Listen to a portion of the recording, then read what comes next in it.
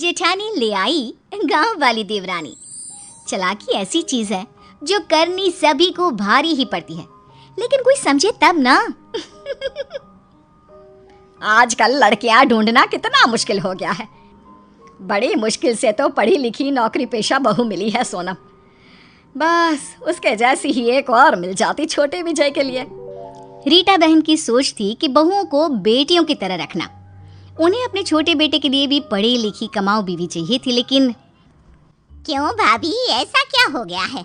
बेटे आपके सुंदर, घर आपका बड़ा, और सोच भी आपकी सास वाली भी नहीं है, तो क्यों नहीं मिलेगी बहू? और सोनम बहू को देखो कैसे राज कर रही है पूरे घर में। मैं अपने विजय के लिए भी सोनम जैसी नौकरी करने वाली बहू ढूंढ रही थी, लेकिन मुझे कोई मिल ही नहीं रही। काम करने वाली बहू? लेकिन भाभी ऐसा क्यों?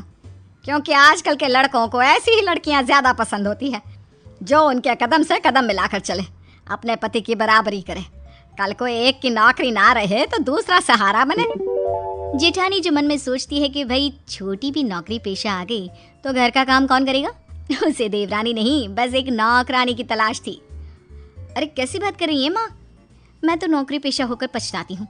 वो भी आ जाएगी तो कैसे घर का कामकाज होगा? अरे मेरे लिए तो ऐसी बहू भी चलेगी, लेकिन क्या मेरे विजय को ऐसी बीवी चलेगी? मेरा क्या है, आज हूँ कल नहीं। अरे भाभी क्यों नहीं, बहू सही तो बोल रही है। और वैसे भी लड़कों को ऐसी ही लड़की ज्यादा अच्छी लगती है जो घर परिवार देखती है। बाकी विजय तुम्हारा राजी रहे, पैसे की कमी थोड़ी ना है जो बहू का मुंह देखना पड़े। लो जी, जेठानी की चाल तो कामयाब हो गई। वो समझ जाती है कि अब तो उसका ही राज चलेगा, क्योंकि जैसा वो चाह रही है वैसा ही हो रहा है। लेकिन ऐसी लड़की भी कौन सी आसानी से मिल जाती है। आजकल तो लड़कियों को भी माँ बाप लड़कों की तरह पढ़ाते हैं। शादी के वक्त ही पूछ लेते हैं कि भाई हमारी लड़की की नौकरी तो नहीं छुड़वाओगे ना? क्यों बहू, भूल गई तेरे पापा ने क्या कहा था? माँ जी उसकी चिंता मत कीजिए, देवर जी के लिए एक सुंदर और घरेलू बीवी ढूंढने की जिम्मेदारी मेरी, कुछ दिनों बाद। हाँ माँ जी, वो तो पापा थोड़ी ज्यादा ही सोचते हैं, नहीं तो कौन पिता नहीं चाहता कि बेटी ससुराल में काम करे, सास की सेवा करे।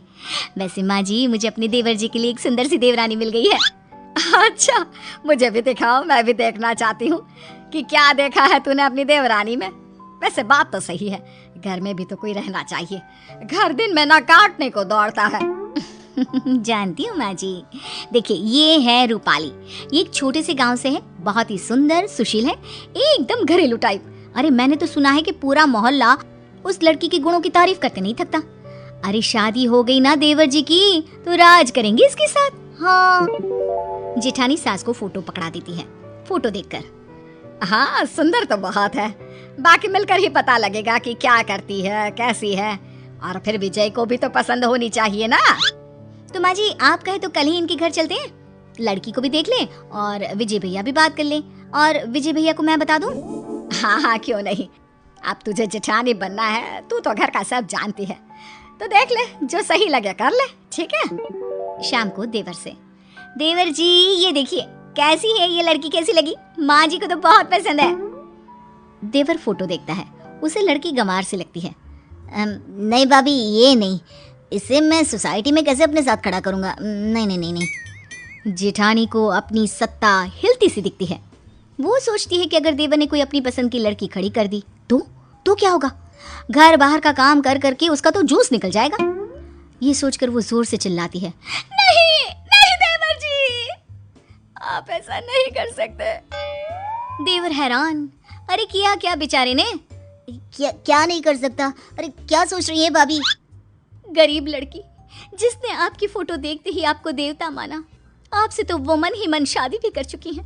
माँ जी ने उसे ही इस घर की बहू के रूप में देखा, लेकिन आपको क्या, आप तो प्रैक्टिकल है, आप तो किसी हुस्न परी से शादी करनी है।